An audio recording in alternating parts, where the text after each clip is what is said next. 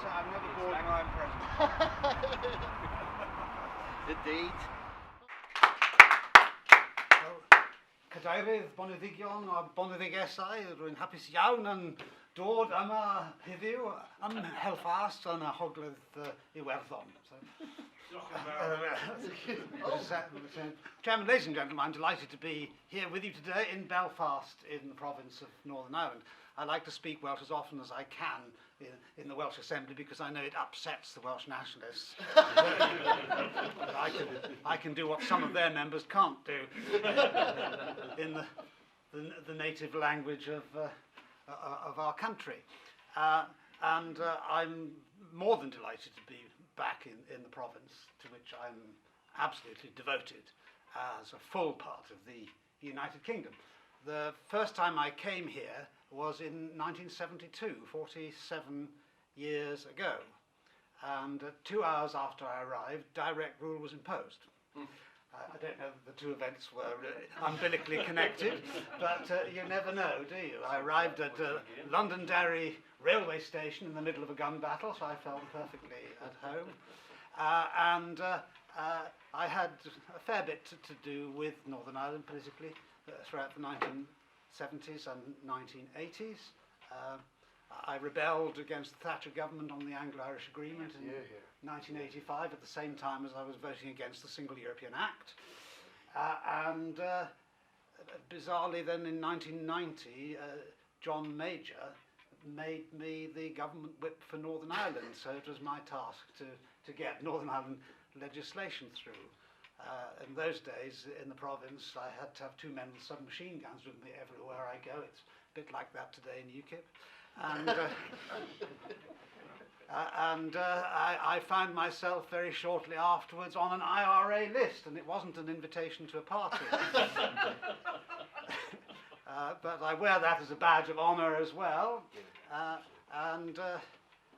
But I think the sentence of death was later commuted to life membership of UKIP, which in current circumstances might not actually be a commutation, might it? It might have been actually a more onerous sentence than death itself, given the current apparent state of the party. But I like to think that things are never as bad, or indeed as good as they seem. So I think we must take encouragement from that. Ernie Warrender said to me in our lunch break that there are no problems in life, only opportunities. Well, we've got plenty of opportunities in UKIP at the moment. And we'll come to those though a bit later. I'd like to talk first of all about the general political situation and the matters which have been mentioned here already. I think to say that Robert Hill mentioned things is perhaps an understatement. They were more than mentioned, weren't they? Bawled out at the top of our voices, and quite rightly too, and so they should be. I hope that's not an omen, but it just goes to show it's very, very easy to revive. I've always believed that Ulster, Northern Ireland, is a full part of the United Kingdom and should be fully integrated into the political system. Enoch Powell was a great friend of mine, and he always wanted Ulster to be as indistinguishable from any of the parts of Great Britain as Wales or England or Scotland is. And I'm afraid that an historic error was made back in 1920 when the Stormont was created, because that has meant that Northern Ireland has actually been separated spiritually or politically from the rest of the United Kingdom. And so as the rest of the United Kingdom has developed, Ulster has always been out on its own. And that's fine so long as the rest of the United Kingdom is totally committed to maintaining Ulster inside the United Kingdom. We know there are large parts of the British political system that are not devoted to that. The Labour Party actually, in its heart of hearts, and perhaps not just in its heart of hearts, given that it's led by Jeremy Corbyn, doesn't actually want Ulster to be part of the United Kingdom at all. Corbyn is firmly committed to an all-Ireland republic, and the forces of republicanism inside the Labour Party are now stronger than they've ever been before. But what about the party that I used to belong to, back in the 1970s, which used to be called the Conservative and Unionist Party.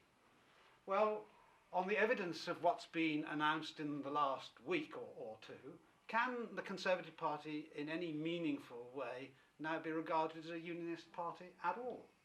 You know, Boris Johnson said after he became Prime Minister that he would never accept a line down the middle of the Irish Sea to separate Northern Ireland from the rest of the United Kingdom. And this deal, therefore, as far as Northern Ireland is concerned, certainly, is even worse than Theresa May's deal. Because although her deal didn't actually take us out of the EU at all, at least she didn't separate Northern Ireland politically from the rest of the United Kingdom. And the practical implications of this have already been referred to if it were to go through. So, as far as we're concerned, I wholly endorse everything that has been said so far. That no deal is far better than any other deal, but then it always has been. We should never have sought a deal in the first place. That in itself was inevitably going to be a path of weakness and betrayal, because the EU isn't interested in coming to any deal at all which in any meaningful way allows us to leave their little empire. That's what Guy Verhofstadt, the European Parliament's negotiator, called it the other day. You know, it's the Belgian Empire. He is a Belgian. It's the only way that he can, I suppose, have any meaning to his politics, because he is the product of a non-country, which is split down the middle into Flanders and Wallonia and cosmopolitan Brussels in between, all of which are governed separately. They went for 382, I think, or maybe longer, days without a government in Belgium a few years ago, and nobody noticed. There was no difference in anybody's lives at all. Exactly. There you go. This is the reality. We now have a British government doesn't really believe fundamentally in the unity and integrity of our own country politically.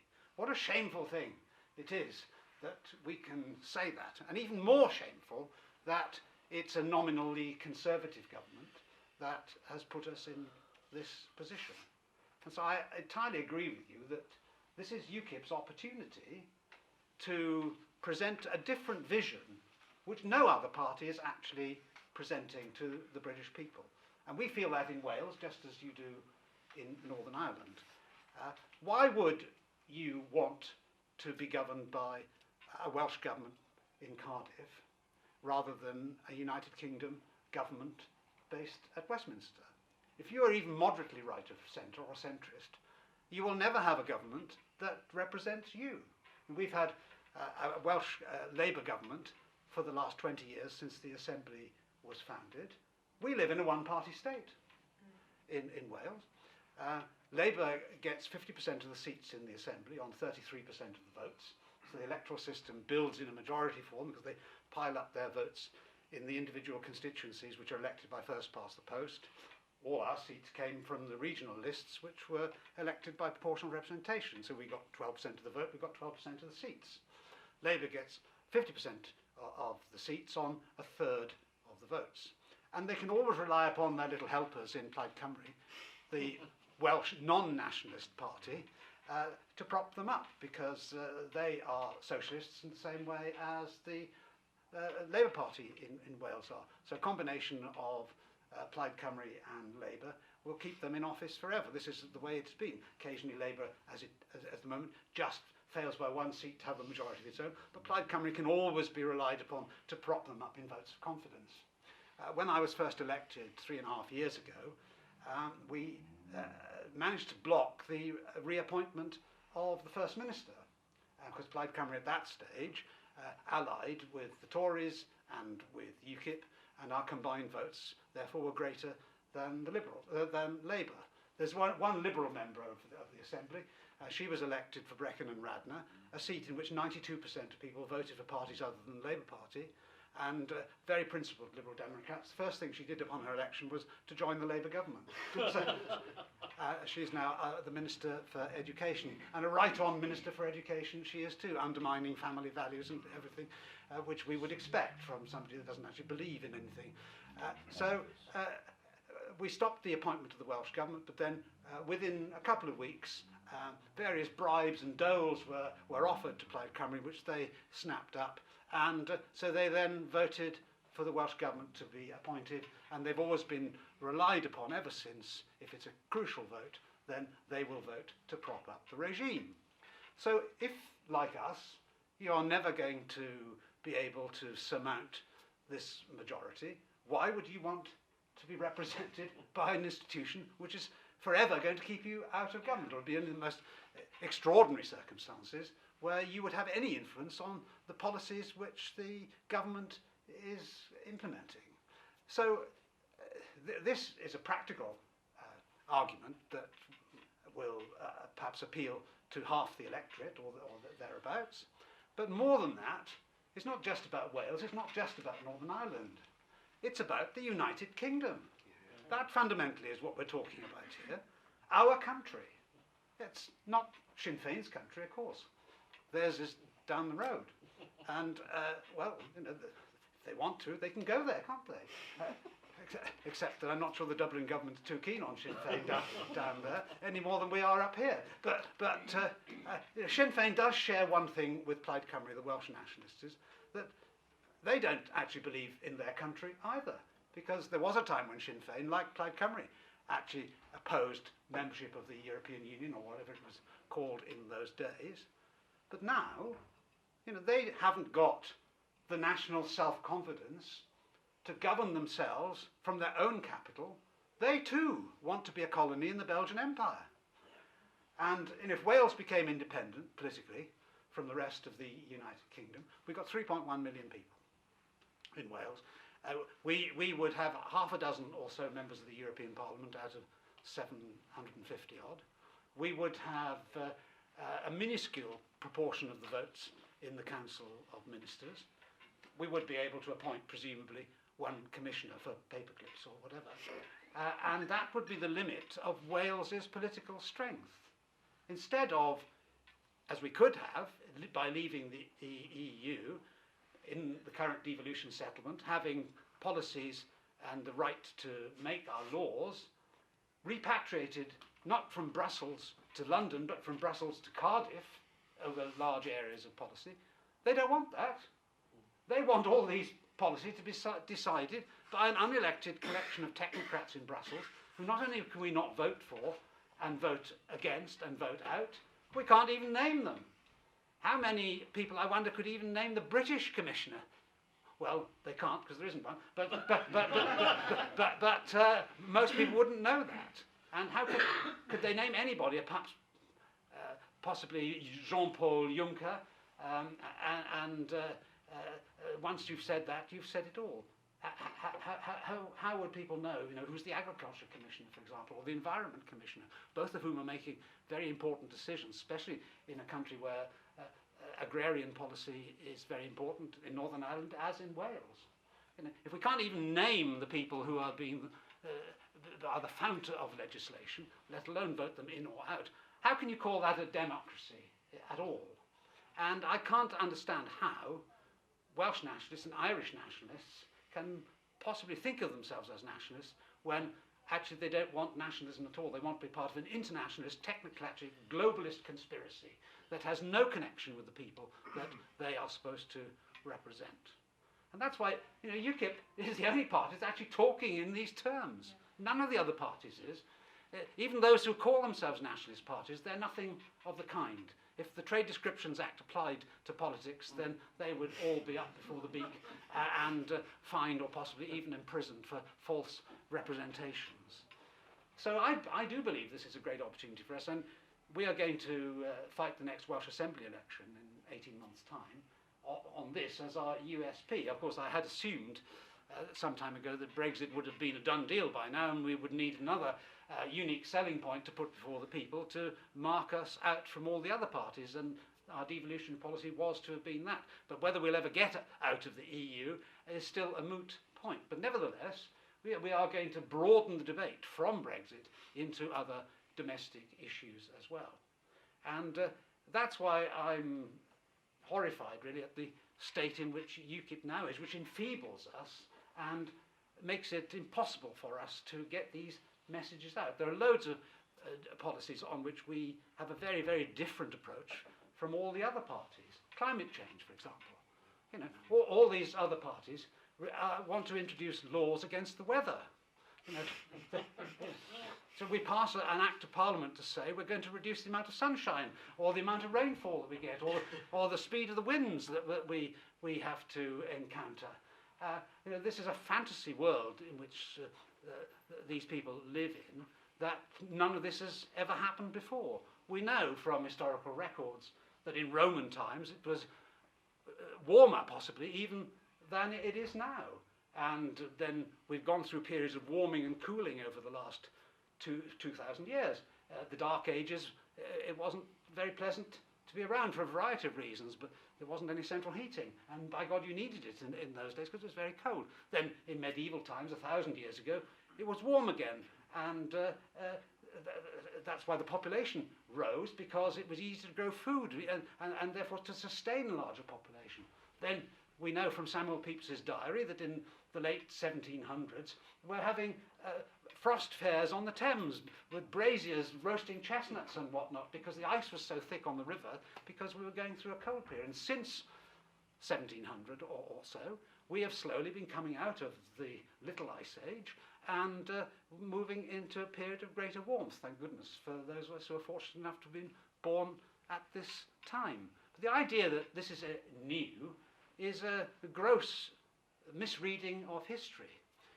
We can't identify with sufficient precision the temperatures 2,000 years ago or 1,000 years ago, but we don't need to, because when you ask any of these global warming fanatics, well, by how much has the world actually warmed then in this period when you think that this is something we should be worried about? What was the temperature, the average temperature in Britain compared with today 150 years ago? Well, the answer to that question is it was 1 degree cooler than it is today. And 75 years ago, it was half a degree cooler than it is today. So the rate of change hasn't actually changed in the last 150 years. So half of the increase in temperature on average took place in the first half of this period, and another half occurred in the second half of this period. There's no evidence at all that global warming is speeding up. There's no evidence whatsoever that we have more hurricanes today, more earthquakes, more extreme weather events, or wherever. And yet you see these people going around, effectively the end of the world is nigh, with their placards, and St. Greta Thunberg and others, which is I think an example of child abuse. You know, she is being exploited by as a vulnerable child. She's got Asperger's or something or other, and she is being exploited as a vulnerable child by globalist forces that are not really interested in the issue of climate change. That for them is merely a weapon to attack the capitalist system of the West, which has produced the wealth which sustains the lifestyle that we've got. You know, they want us all to go back to the Stone Age, or back to those happy days when we were hunter-gatherers and chasing bunnies around and having a jolly good time without any of the worries of modern-day life. You know, this is the fantasy world. But again, UKIP is the only party that takes a different view on this issue. All the other parties are signed up to the same agenda. So, you know, you vote in a Tory government or you vote in a Labour government, nothing changes. Well, I dare say if we voted in Mr Corbyn, there would be a few changes, but that seems to me to be a vanishingly improbable result, because the one thing that we've seen as a result of Brexit is, and indeed as a result of Corbyn, is that the Labour Party's support has plummeted as well, and the latest opinion polls put them on something like 21 or 22%. The Liberals have been the principal beneficiary of the shift of the posh types from the Labour Party, who are lefties, into their party. So Labour has actually enfeebled itself as well, so that's a jolly good thing, because if we did have Jeremy Corbyn as Prime Minister, it would be very, very dangerous for us all, and nowhere more so than Northern Ireland, because you would be sold down the river big time, even more than the Tories have done over the years. And it's a tragedy, really, that the Conservative and Unionist Party has been always, I think, reliable as far as Northern Ireland's concerned. You can always rely upon them to let you down. And so it has proved yet again today. So we have to keep up the pressure. in UKIP on a whole range of issues. I haven't got time to go into any of the others now. But in order to keep up that pressure, we've got to sort out our own party.